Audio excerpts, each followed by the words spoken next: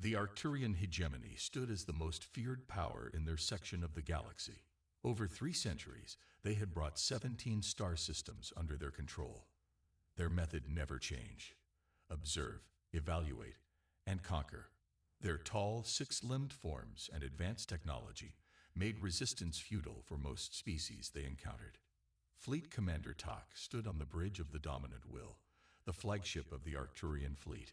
His blue-scaled skin reflected the light of the command console as he reviewed the reports from the scout ships that had been watching Earth for the past 5 years. This species seems particularly primitive, he noted to his second-in-command.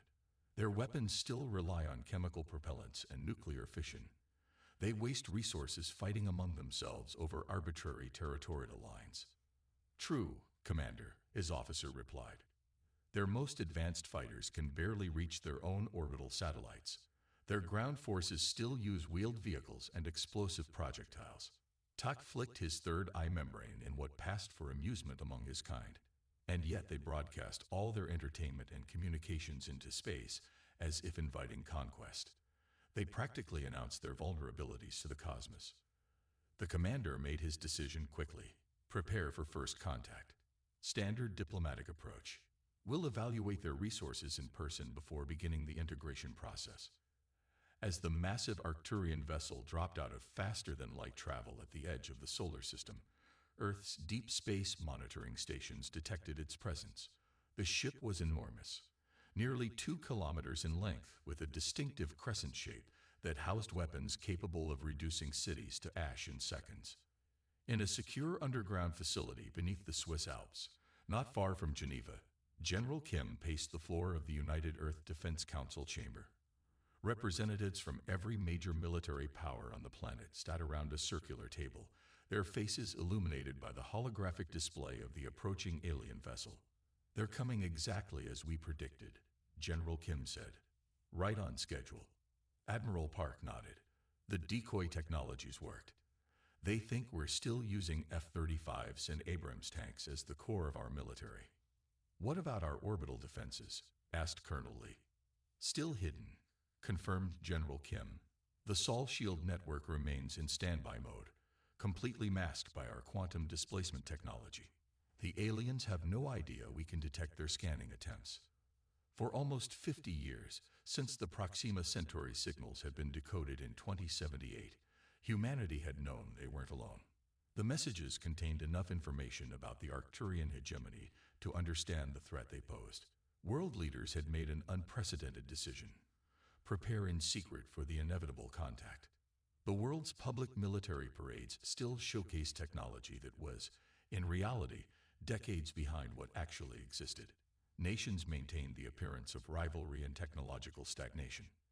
Meanwhile, deep underground and beneath the oceans, humanity built its true defenses.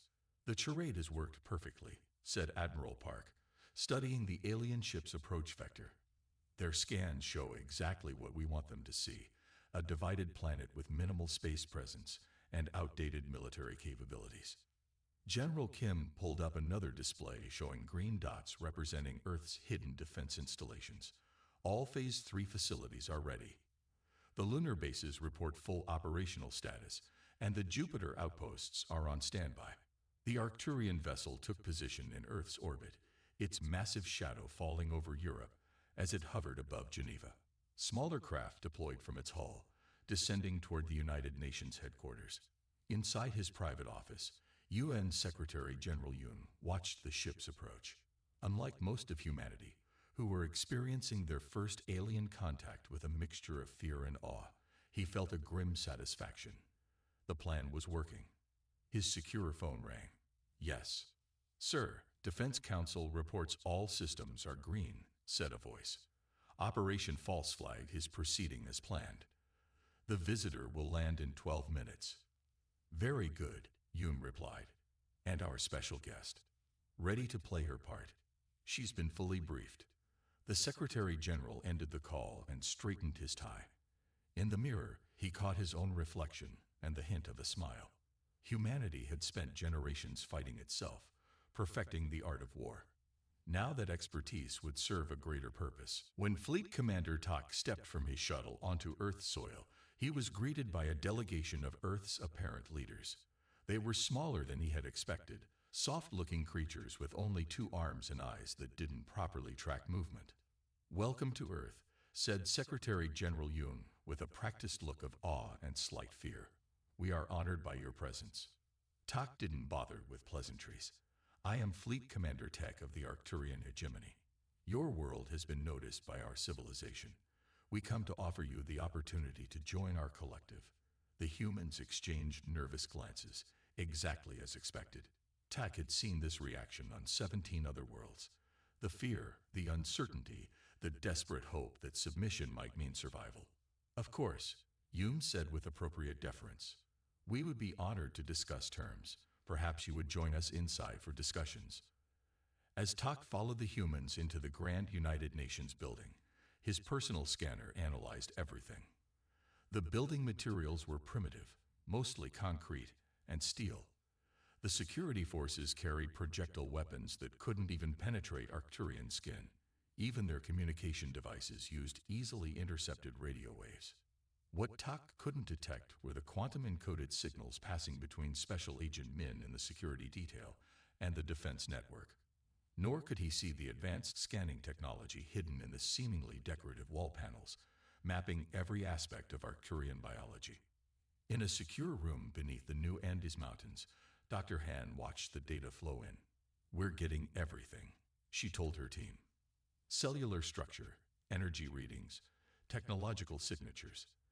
Their shielding technology is impressive but predictable." Back in Geneva, Tak sat across from Earth's leaders at a large table. "Your planet has resources we require," he said bluntly. "Your people have skills that can be useful. The hegemony offers protection in exchange for your service." "Protection?" asked Yoon innocently. "From what dangers?" Tak's mouthparts shifted in what passed for a smile. "The universe is full of threats. Without our protection, your species would be vulnerable. Other civilizations are not as generous as we are." General Kim, playing the role of a simple military advisor, asked, "And if we decline this generous offer?" "That would be unfortunate," Tak said.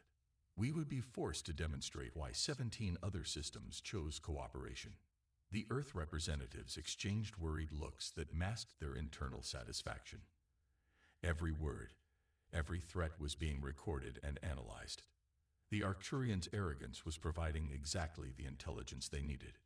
"We would need time," Yoon said, feigning concern. "Our people are not united. We would need to explain this to our various nations." Tak considered this. His scans showed no significant defensive capabilities that could threaten his ship. These humans were barely space-capable, still using chemical rockets and primitive satellites. Their request for time was merely the desperate plea of the weak. "You have 72 Earth hours to prepare your people," he said magnanimously. "Then we will begin integration." As the Arcturian delegation returned to their ship, military leaders around the world received the same message. Phase 4 authorized. 72-hour countdown initiated. Deep beneath the Pacific Ocean, mammoth doors slid open on the ocean floor as dormant defense platforms began powering up. In the asteroid belt, mining operations transformed into weapon stations. On the far side of the moon, 3,000 microsatellites prepared for deployment. The trap was set, and the Arcturians had walked right into it. 24 hours after the first meeting, Commander Tak summoned Earth's leaders back to the landing site near the United Nations building. This time, he did not bother leaving his ship. Instead, the humans were escorted into a large chamber within the Arcturian vessel, where they stood like students before a stern teacher. The room was purposely designed to intimidate. The ceiling towered 15 meters high. The lighting cast harsh shadows across alien technology that pulsed with energy. 6 armed Arcturian guards stood at attention, their weapons visibly powered and ready. Tak sat on an elevated platform, looking down at the human delegation. Secretary General Yoon, General Kim, and 5 other world leaders maintained carefully neutral expressions as the alien commander activated a holographic display. "These are our terms," Tak announced without preamble. The hologram showed Earth, with overlay maps highlighting specific regions rich in minerals, water, and biological resources. The Arcturian hegemony claims protective status over your world, he continued. In exchange for our technology and defense, Earth will provide annual tribute of 40% of all planetary resources. The humans exchanged glances as Tak continued listing demands. Your people will serve as labor forces in our mining operations throughout this sector. We find human physiology well suited to certain tasks our people prefer not to perform. The hologram shifted to show images of humans working in what appeared to be mining facilities on barren worlds. The conditions were clearly harsh, the workers thin and exhausted. Those who cooperate will receive adequate nutrition and housing. Those who excel may earn additional privileges. General Kim stepped forward slightly. And if we refuse these terms? Tak's third eye membrane flickered in what the humans now recognized as amusement. With a gesture, the hologram changed to show Earth again. Red targeting markers appeared over major cities: New York, Tokyo, London, Beijing, Mumbai. Resistance would be unfortunate, Tak said coldly. Our ships carry weapons capable of reducing your largest cities to ash in minutes. We prefer cooperation, but we are prepared for alternatives. To demonstrate, he pressed a control on his chair. The hologram showed live footage of a small, uninhabited island in the Pacific. A beam of light flashed from the Arcturian ship in orbit. The island vanished in a blinding explosion, leaving nothing but boiling seawater. That was 1/10 the power of our main weapons, Tak noted. Do you understand your position now? Secretary General Yoon stepped forward, his head slightly bowed in apparent submission. We understand completely, Commander, but I must ask for time to prepare our people. As I mentioned before, Earth is divided into many nations. We need to explain these terms to various leaders and prepare our populations. How much time? Tak asked impatiently. 72 hours, Yoon replied. 3 Earth days, just enough time to broadcast the message globally and begin organizing the resource collection you require. Tak considered this. His intelligence officers had confirmed that Earth possessed no weapons that could threaten his ship. Their most advanced missiles could be intercepted long before reaching orbit. Their primitive nuclear weapons would be useless against Arcturian shields. Very well, he agreed finally. You have 72 hours. When I return, I expect to see your world prepared to begin its service to the hegemony. As the human delegation was escorted back to Earth, Tak's second-in-command approached him. Commander, our sensors have detected increased activity at several military installations. The humans appear to be moving equipment and personnel to remote locations. Tak dismissed the concern with a wave. Let them hide their toys. It makes no difference. Their most advanced weapons are several centuries behind our technology. Still, his officer persisted. Should we not investigate these movements? Send additional scout ships if you wish, Tak said. But it is wasted effort. I have seen this behavior on 17 worlds before this one. They always make futile preparations before accepting reality. Back on Earth, in the secure underground command center beneath the Alps, the human delegation dropped their submissive act the moment they were alone. The arrogant fool took the bait completely, General Kim said, removing his jacket. He didn't even bother scanning us for communication devices. Secretary General Yoon nodded. The quantum transmitter recorded everything. All his threats, the weapons demonstration, everything. Did you see their shield configurations when they fired on the test island? Admiral Park asked excitedly. The energy pattern matches exactly what our simulations predicted. Their defensive technology hasn't evolved in over a century. In a nearby room, Dr. Han was already analyzing the biological samples collected during the visit to the alien ship. Her team had managed to place microscopic collection devices on the floor that gathered skin cells and other biological material from the Arcturians. Their cellular structure is fascinating, she reported. Highly resilient to radiation, but with surprising vulnerability to certain frequencies of ultrasonic waves. This could be useful. General Kim activated the main command display, showing a global map with hundreds of green dots representing hidden military installations. All defense stations report ready status. The lunar bases have completed final preparations. Deep space platforms are online. And the Phantom Fleet. Hume asked. Fully operational. The ships are maintaining quantum stealth protocols. The Arcturians have no idea they exist. In orbit, Scout Officer G of the Arcturian hegemony directed his small vessel toward an area of increased human activity in the remote mountains of what humans called Colorado. His sensors detected unusual energy readings, but the source appeared to be deep underground. "Command, I'm detecting some form of energy signature," he reported. "But it's likely just their primitive nuclear power sources.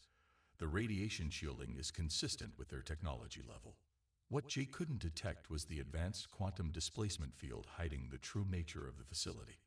What appeared to his sensors as a simple underground bunker was actually one of Earth's most advanced military research centers, extending 10 kilometers beneath the Rocky Mountains. Inside, Dr. Seo calibrated the final adjustments on the planetary defense grid. "Grid nodes 1 through 500 are green," she reported. "The remaining nodes will be online within 48 hours. In another section of the facility, Colonel Min supervised the loading of microscopic combat drones into deployment vessels. These drones, no larger than dust particles, could infiltrate alien technology and disable it from within. "Drone battalions Alpha through Echo are ready," he confirmed, "just waiting for deployment orders."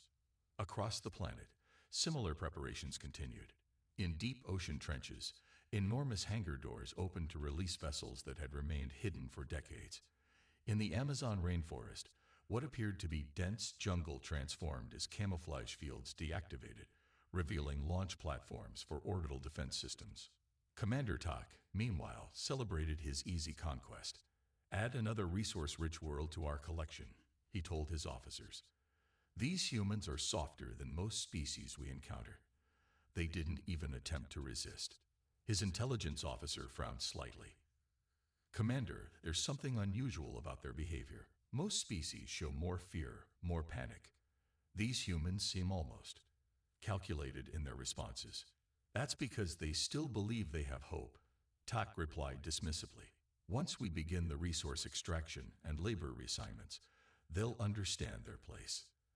As the Arcturian ship maintained its position over Geneva, its sensors continued to scan Earth's surface. They detected military vehicles moving, communication signals increasing, and human aircraft taking off and landing at higher rates than normal. But nothing in their observations suggested a serious threat. The trap was nearly ready. In just 48 more hours, humanity would reveal its true strength, and the Arcturian hegemony would face something they had never encountered before, a prey that had been waiting for the predator all along. The 72-hour deadline arrived. On the bridge of the dominant will, Commander Tak prepared to receive Earth's formal surrender. His crew had spent the time cataloging Earth's resources and planning extraction routes. The massive ship's hold was already being converted into processing centers where humans would be sorted for labor assignments. "Open communication with their leaders," Tak ordered, settling into his command chair. The main view screen activated, showing not the meeting room where they had previously gathered, but what appeared to be a formal office. Behind a wooden desk sat a woman Tak had not seen before. "I am President Sunwoo of the United Earth Government," she said calmly. "I speak for all humanity." Tak's third eye blinked in confusion. "Where is Secretary General Yoon? He was designated as your speaking representative."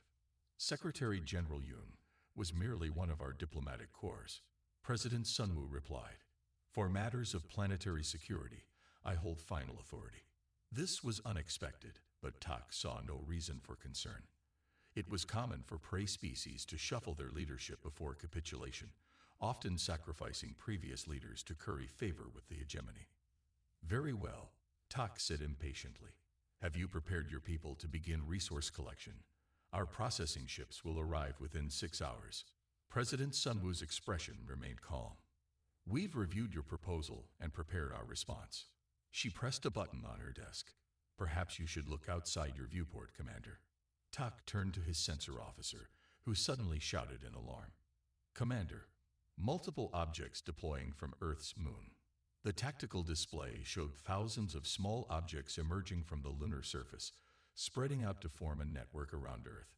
Before Tak could respond, his ship's sensors detected massive energy surges from Earth's oceans. Across the planet's surface, The waters churned as enormous platforms rose from the depths.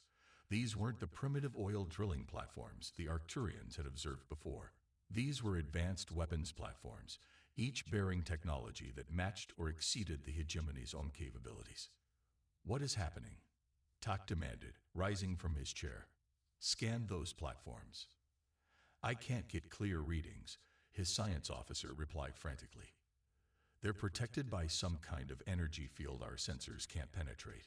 On the view screen, President Sunwoo continued speaking, her voice steady. Humanity has lived in the shadow of our own self-destruction for centuries. We've pointed nuclear weapons at ourselves for generations, always one button away from extinction. That experience taught us caution. Around major cities across the planet, shimmering domes of energy appeared, quantum displacement fields that could redirect any attack into another dimension. The weapons you see now represent merely 5% of our defensive capability, President Sunwoo said. We've known about your hegemony for decades. The Proxima Centauri civilization warned us before you conquered them. Tak felt a cold sensation in his secondary heart. The Proxima system had been conquered 30 Earth years ago. There should have been no way for these humans to have received warnings. Impossible, he whispered. Your species barely has the technology to reach your own moon. President Sunwoo allowed herself a small smile. That's what we wanted you to believe, Commander. Everything you've seen of our military and technology has been carefully staged for observers like you. The fighter jets, the aircraft carriers, the missiles, all of it outdated technology we maintain specifically to hide our true capabilities. On the dominant Wills Bridge, alarms blared as sensors detected new threats. From hidden bases in Earth's asteroid belt, larger vessels were emerging. Real warships, not the primitive spacecraft the Arcturians had observed before. Commander, the tactical officer shouted.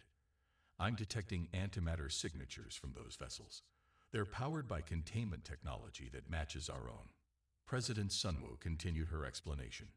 When we detected your scout ships 5 years ago, we accelerated our final preparations. We thank you for your patience in giving us these 72 hours. It allowed us to bring our full defense grid online. Tak struggled to comprehend what was happening. In all the hegemony's history of conquest, no species had ever concealed their true technological level so successfully. The implications were staggering. If you were capable of this, he said slowly, why did you not reveal your strength immediately? Why the deception? We needed to understand your intentions completely, President Sunwoo replied. We needed to hear your threats directly, to understand what kind of civilization the hegemony truly is. Now we know. In low Earth orbit, the 3,000 microsatellites formed a complete network. Each one was small, but together they created a defense grid capable of intercepting any weapon the Arcturians might deploy. From hidden bases beneath Antarctica, massive energy cannons emerged from the ice, pointing skyward. In the Sahara Desert, what had appeared to be endless sand dunes transformed as camouflage fields deactivated, revealing launch platforms for space-based interceptors. On the dominant Will, Tak's officers frantically reported new threats appearing across the solar system. Hidden bases on Mars, automated defense platforms in the asteroid belt, and energy signatures suggesting human presence as far out as the moons of Jupiter. This is impossible, Tak muttered. Your species should be centuries away from this level of technology. We are quick learners, President Sunwoo replied, and highly motivated. The threat of our own extinction drove us to develop weapons that could end our civilization. The threat of alien invasion drove us to perfect them. From his command chair, Tak assessed the situation with growing horror. His single warship, while powerful, was now surrounded by weapons platforms that matched or exceeded its capabilities. The easy conquest he had planned was now impossible. What are your terms? He asked, his voice much less confident than before. President Sunwoo's expression hardened. You came to our world with demands for submission and threats of destruction. You plan to reduce us to slaves and strip our planet of resources. Do you truly believe we would now offer you terms? Tak felt fear for the first time in his long military career. You cannot expect to defeat the entire hegemony. We have thousands of warships, hundreds of conquered worlds. This is just one ship. We are well aware of your fleet's strength, President Sunwoo replied. We have been monitoring your communications and mapping your territory for years. We know the location of every major Arcturian world, every fleet position, every supply line. She leaned forward slightly. But we are not monsters, Commander. Unlike you, we don't believe in unprovoked attacks or threats of orbital bombardment. We will allow your ship to leave our system intact with a message for your leaders. On the bridge of the dominant will, Tuck's officers waited anxiously for his response. To retreat would be unprecedented in hegemony history. No conquest mission had ever failed so completely. What message? Tak asked finally. Earth and the entire Sol system are now declared a sovereign zone. President Sunwoo stated firmly. Any future Arcturian vessels entering our space without explicit permission will be considered hostile acts of war. We are prepared to defend not just our planet, but any world threatened by your expansion. She paused to let her words sink in. You have 1 hour to depart. After that, we cannot guarantee your safety. As the communication ended, Tak stared at the blank screen. Around him, his officers awaited orders, their confidence shattered by the revelation of humanity's true power. Prepare the ship for departure, he said quietly. Send a priority message to the Hegemony Council. The situation here is not as we expected. As the dominant will began powering its engines, sensors around Earth continued tracking its every move. In the command center beneath the Swiss Alps, military leaders watched the alien vessel with weapons locked on target. Do you think they'll return with a larger fleet? General Kim asked. President Sunwoo, who had delivered her message from this secure location, rather than her actual office, shook her head. Not immediately. They'll need time to assess what happened here. Time to realize that their entire approach to expansion needs to be reconsidered. She watched the alien ship growing smaller on the display as it moved away from Earth. Today marks a new chapter in human history. Not just first contact, but first resistance. The trap had not just been sprung. It had worked perfectly. Humanity had revealed enough of its strength to deter an invasion, while still keeping many of its most advanced weapons secret. The shadow game would continue, but the rules had changed forever. Commander Tech's vessel halted its retreat at the edge of Earth's solar system. For 3 hours, the bridge crew had remained silent, processing their humiliation.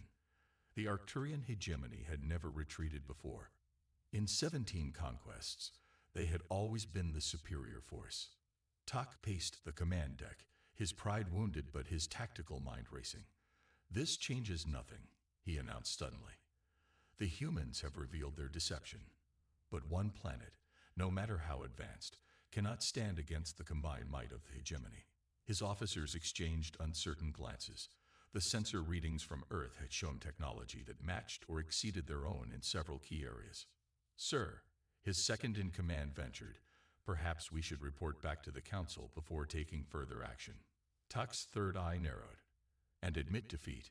No, the humans surprised us once. It will not happen again. He turned to his communications officer. Open a channel to Earth. On Earth, the defense network immediately detected the incoming transmission. In the Alpine Command Center, President Sunwoo had been consulting with her military advisors about next steps when the alert came through. The Arcturian vessel is hailing us, reported Admiral Park. They've stopped at the orbit of Neptune. Put them through, Sunwoo ordered, straightening her uniform. Commander Tuck's image appeared on the main screen. His posture was different now, no longer relaxed and condescending, but rigid with controlled fury. President Sunwoo, he began, your deception has been noted. However, you must understand that what you have seen is merely one ship of the Arcturian fleet. Even now, I could summon reinforcements that would overwhelm even your impressive defenses. President Sunwoo maintained a neutral expression. We've been monitoring your transmissions, Commander. We know you haven't contacted your superiors yet. You're bluffing. Tuck's facial membranes tightened, the Arcturian equivalent of a scowl. This is your final opportunity. Accept protectorate status under more generous terms, or face the consequences of your defiance. The hegemony has never failed to conquer a target world. Admiral Park leaned close to President Sunwoo. He's desperate. trying to salvage his mission. President Sunwoo nodded slightly. Commander Tak, we have already demonstrated a fraction of our defensive capabilities. Perhaps you need further evidence that threats are not in your best interest. She gestured to General Kim, who spoke into his communication device. Authorize Operation Clear Sky. Captain Hana, you are go for demonstration. In Earth orbit, a sleek vessel detached from an orbital defense station. Unlike the bulky armored design of Arcturian warships, this human craft was elegant and streamlined, barely a quarter the size of the dominant will. Its hull gleamed with a material that seemed to absorb and reflect light simultaneously. On the Arcturian bridge, Tak observed the approaching ship with dismissive amusement. They send one tiny vessel. Scan it. His sensor officer complied. Single ship, minimal weapons signature. No threat to our vessel, Commander. Their hull material is unusual, some form of composite we haven't encountered before, but nothing that could withstand our primary weapons. They're being theatrical, Tak said with renewed confidence, trying to intimidate us with a display. On the bridge of the UES Thermopylae, Captain Hana sat calmly in the command chair. Unlike the crowded bridges of Arcturian vessels, her ship operated with a crew of only 12, each specialist monitoring advanced systems that required minimal oversight.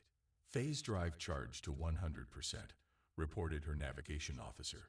Coordinates locked. Weapons system primed, added her tactical officer. Target parameters set. Captain Hana nodded. Begin approach sequence. Let them track us normally. The Thermopylae accelerated toward the Arcturian vessel, appearing on their sensors as moving quickly but conventionally through space. Nothing in its approach suggested capabilities beyond what the Arcturians would expect from an advanced, but still inferior civilization. On the dominant will, Tak watched with growing confidence. They're approaching at sublight speed. No unusual energy readings. Perhaps their earlier display was all they could muster. They'll enter our weapons range in 30 seconds, his tactical officer reported. Prepare to fire a warning shot, Tak ordered. Show them the futility of this gesture. But before the Arcturians could act, something impossible happened. The human vessel simply vanished from their sensors. Where did they go? Tak demanded, his voice rising. Find them. His crew frantically searched all sensor bands, but the ship had completely disappeared. Not cloaked, not hidden, gone. Then, alarms blared across the bridge. Internal sensors detecting an object, shouted the security officer. Something has appeared inside our shield perimeter. The Thermopylae had reappeared barely 100 meters from the hull of the dominant will, hovering just outside a viewport where Tak could clearly see it. The human vessel had somehow bypassed the Arcturian shields completely, a technology thought impossible by every spacefaring race the hegemony had encountered.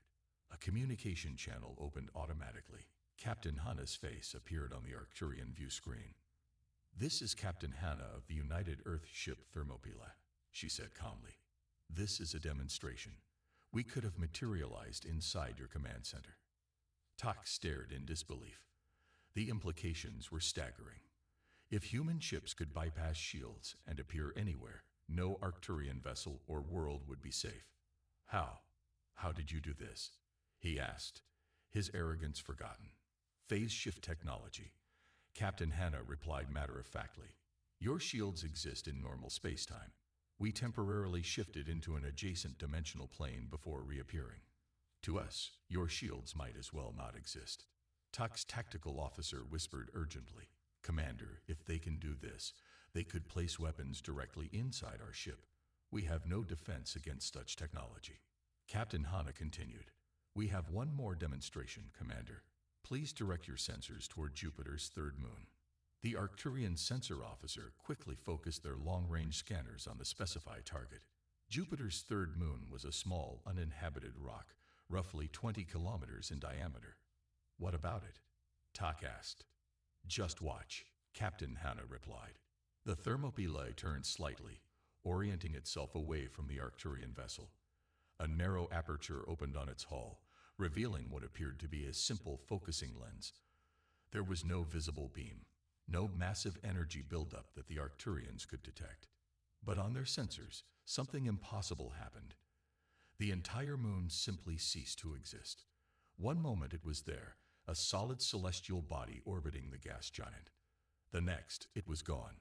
Not destroyed, not shattered into pieces, but completely converted to energy in a controlled reaction that defied Arcturian understanding of physics. The energy release was enormous, but somehow contained, not radiating outward destructively, but seemingly channeled somewhere else. The Arcturian sensors struggled to comprehend what they were detecting. By the first egg, whispered Tuck's science officer. They've somehow converted matter directly to energy with perfect efficiency. That should be impossible. Captain Hana's expression remained calm. That moon was approximately 1/8 the mass of your flagship, Commander Tak. We currently have 47 weapons platforms with similar capabilities targeted on your vessel. The bridge of the Dominant will fell completely silent. Every crew member understood the implications.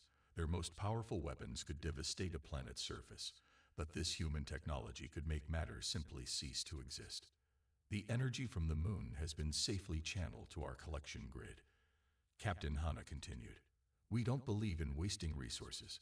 That single demonstration will power Earth's defense grid for approximately 3 years. Tak sank slowly back into his command chair. In all his years of service to the hegemony, he had never encountered a species with such advanced technology. The humans hadn't just matched Arcturian capabilities, they had surpassed them in ways that seemed impossible. Why reveal this now? He asked finally. If you possessed such power, why maintain the charade at all? Because we are not conquerors, Commander, Captain Hana replied. We developed these technologies for defense, not aggression. We revealed only what was necessary to ensure you understood our position. She paused, letting her words sink in. My ship will now return to Earth. You have a decision to make, Commander Tak. You can return to your hegemony and report honestly what you've witnessed here, or you can attempt further hostilities and face the consequences. With that, the Thermopila's engines glowed briefly. Then it vanished again, reappearing instantly near Earth orbit. A journey that should have taken hours even at the fastest conventional speeds. On the bridge of the Dominant Will, Commander Tak sat in stunned silence. His crew awaited orders, but for the first time in his career, he had none to give. The hegemony's entire understanding of what was possible in warfare had just been shattered by a species they had dismissed as primitive. Set course for hegemony space, he said finally. Maximum speed. As the Arcturian vessel turned and accelerated away from the Sol system, Earth's defense network tracked its departure. In the Alpine Command Center, President Sunwoo watched the tactical display with Admiral Park and General Kim. Do you think they've learned their lesson? The Admiral asked. President Sunwoo's expression was thoughtful. They've learned that we're not the easy conquest they expected. But species don't abandon their nature overnight.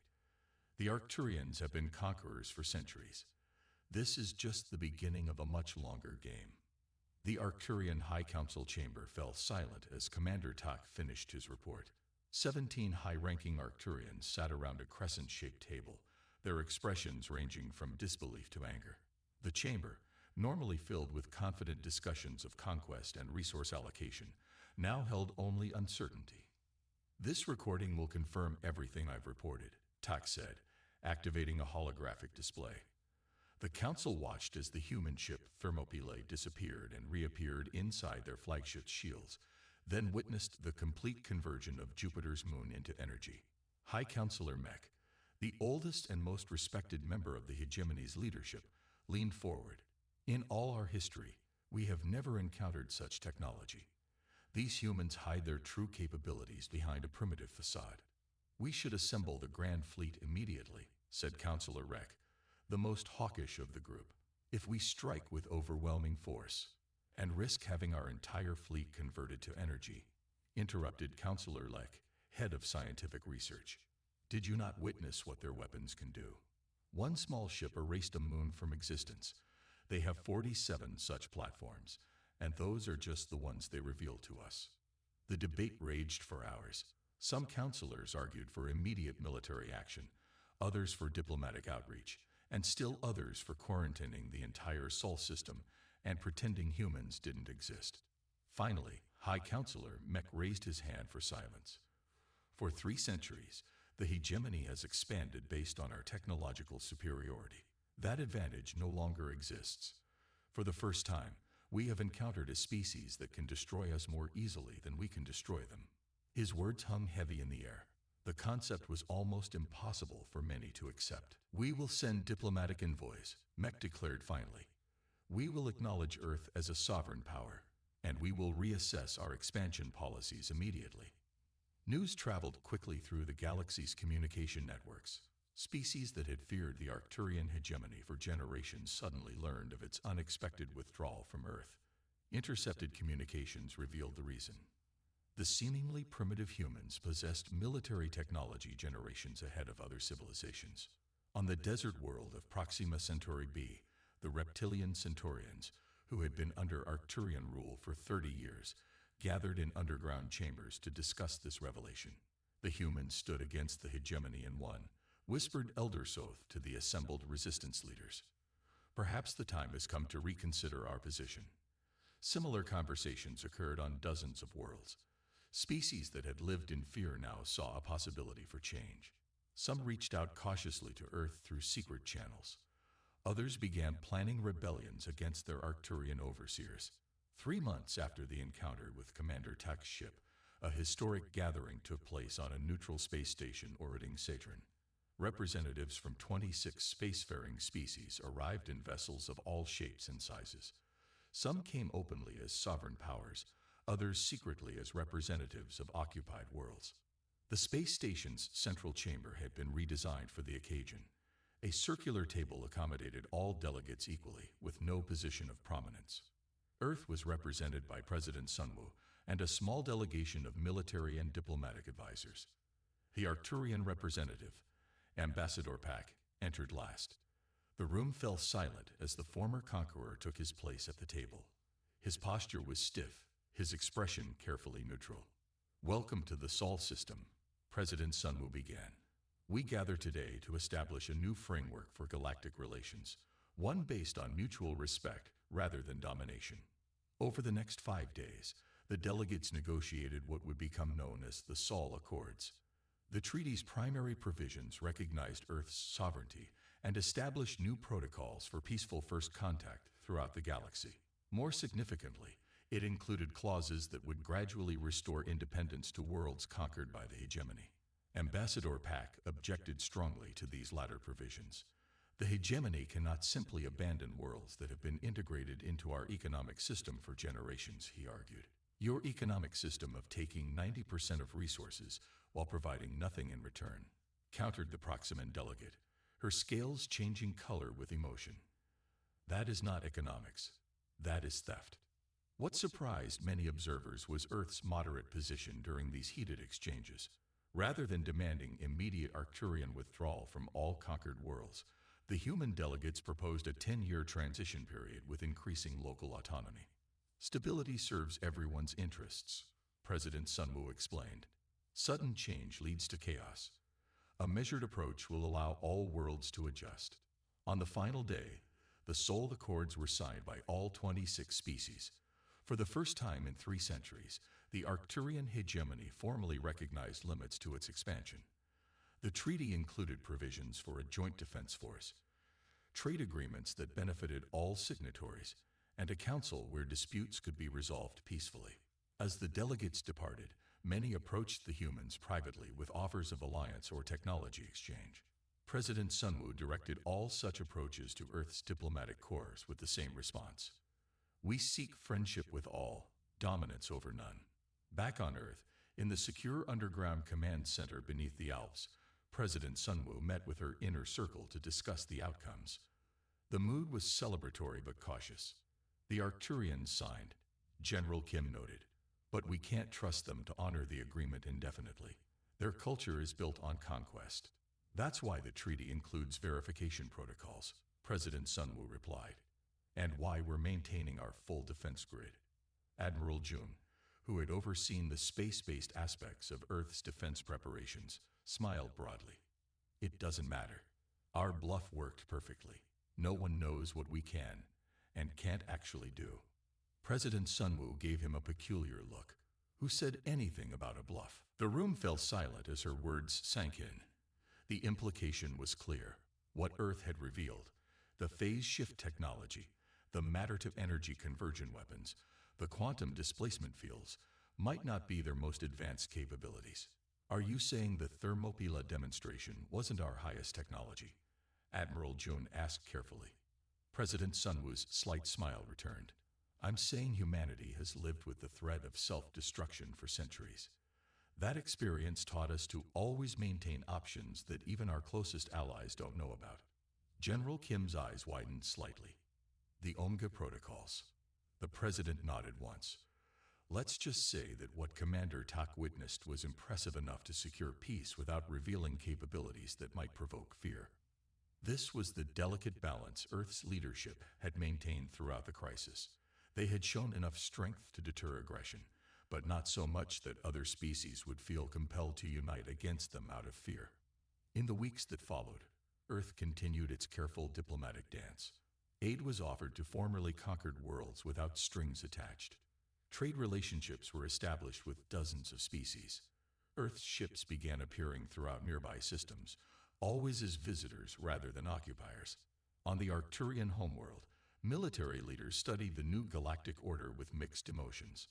Some accepted the change as inevitable, while others planned in secret for a return to expansion once new technologies could be developed. Fleet Admiral Neck, who had replaced the disgraced Commander Tak, reviewed the latest intelligence reports on Earth. Their vessels have been detected near the Orion Nebula, he told the High Council. Always in small numbers, always responding to invitations from local species. And their weapons capabilities? Asked Counselor Reck. We've observed nothing beyond what was demonstrated to Commander Tak, Admiral Neck replied. But that doesn't mean such capabilities don't exist. The humans are methodical. They reveal only what serves their purposes. High Counselor Mech nodded slowly. Then we will be equally methodical. We will honor the Soul Accords while building our understanding of human psychology and technology. The hegemony has existed for millennia. We can be patient. 6 months after the signing of the Soul Accords, President Sunwoo stood at a viewport in the Lunar Command Center, looking out at Earth. The blue planet hung serenely against the blackness of space, giving no hint of the advanced defense systems that now surrounded it. Admiral June joined her at the viewport. The latest reports show the Arcturians have withdrawn from 3 more systems. The Proxima Centauri civilization has formally regained independence. And our deep space monitors, she asked. No unusual activity. The galaxy seems to be adjusting to the new balance of power. President Sunwoo nodded, satisfied but not complacent. Maintain full alert status. The greatest test of power isn't using it, but knowing when to hold it in reserve. As they spoke, Earth's newest vessel, the UES Prometheus, prepared for its maiden voyage. Larger than the Thermopylae, but still elegant in design, it incorporated technologies that had not been revealed during the confrontation with the Arcturians. Captain Hana, newly promoted to fleet captain, walked through the vessel's corridors, inspecting systems that few humans even knew existed. The ship represented humanity's true philosophy. Prepare for the worst while working toward the best. Earth had not conquered. It had not dominated. Instead, it had revealed just enough of its strength to secure peace without provoking fear. The greatest victory wasn't won through destruction, but through the careful revelation of power tempered with restraint, a distinctly human approach that would reshape galactic politics for centuries to come.